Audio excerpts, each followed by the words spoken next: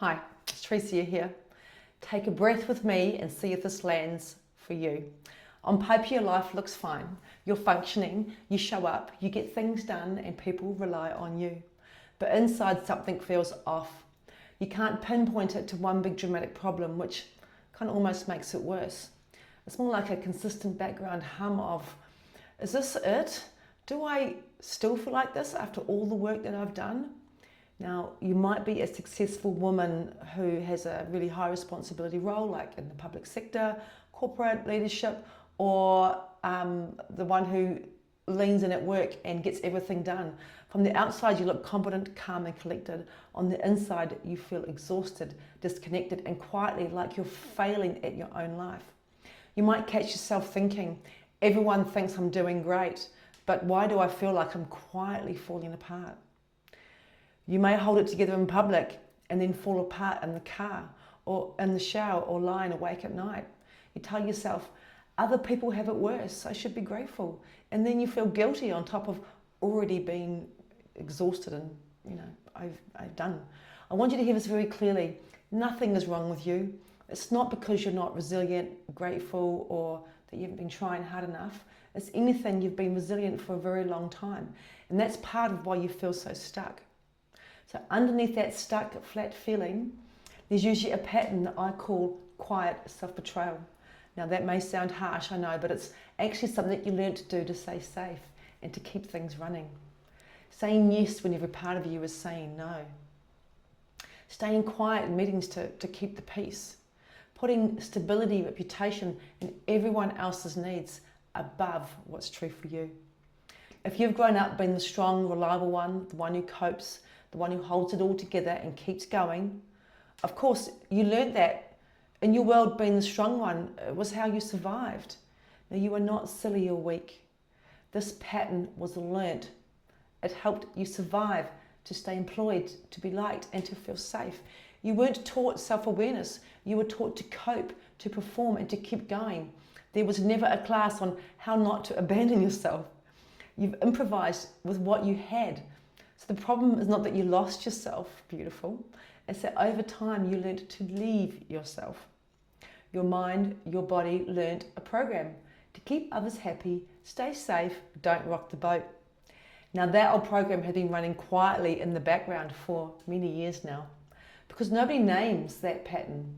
Most of what you've tried hasn't really touched it. Now, you might have changed jobs, changed teams, changed organisations only to find the same feelings have followed you.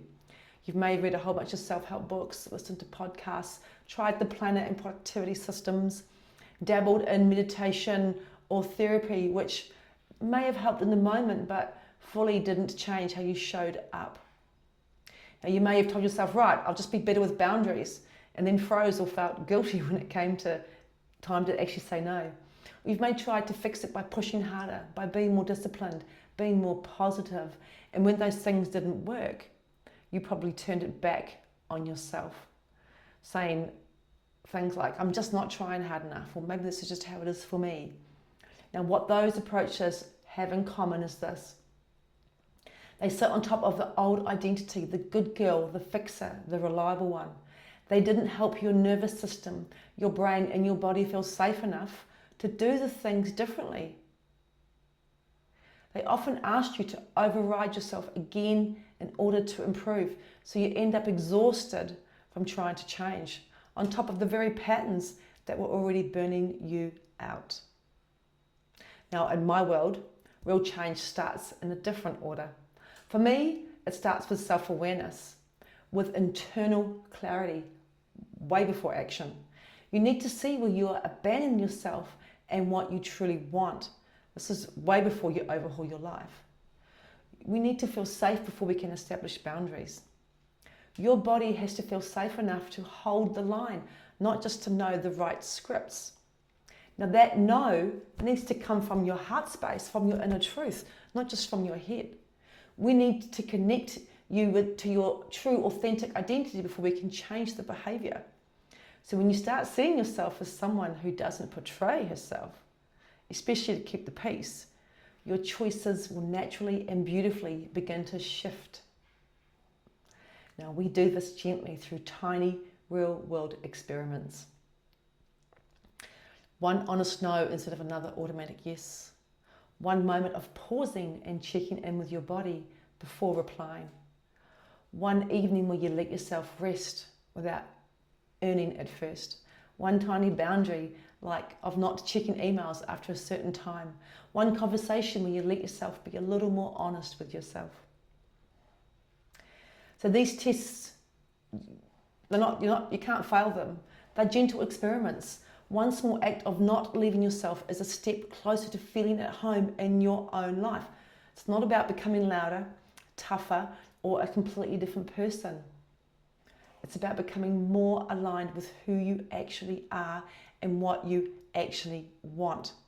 And often what women tell me after doing this kind of work is something like, life, it's always going to have its ups and downs, but with a clear sense of who I am now, everything feels a bit easier and a lot more balanced. I no longer feel like I'm fading away in my own life. Sometimes the biggest shift isn't in changing your whole life, especially overnight, which is undoable anyway. It's that subtle click inside where you feel, I'm allowed to be on my own side now. That's what coming home starts to feel like. You're listening to this, and if you're feeling that this might feel like a bit of hope or a little bit of hesitation at the same time, that's completely okay. You don't have to decide anything today. You don't have to have a big plan. If your shoulders have dropped even a little bit listening to this, that's your body saying, I needed this. So if you'd like a space where you don't have to be the strong one, I offer a half an hour clarity call. So this is not a high pressure sales call, and it's definitely not a performance review. Gosh, thank God for that. And you don't have to impress me or have it all worked out.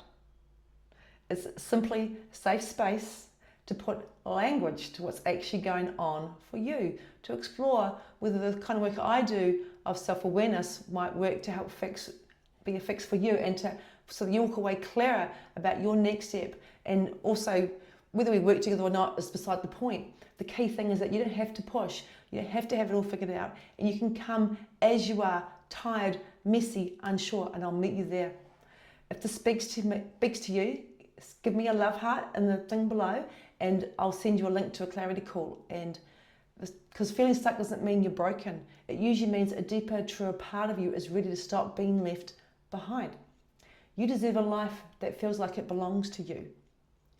And if no one has said this to you in a long time, you are not too much. You are not behind. You are not a failure. You are just ready to come home to yourself so you can love your life.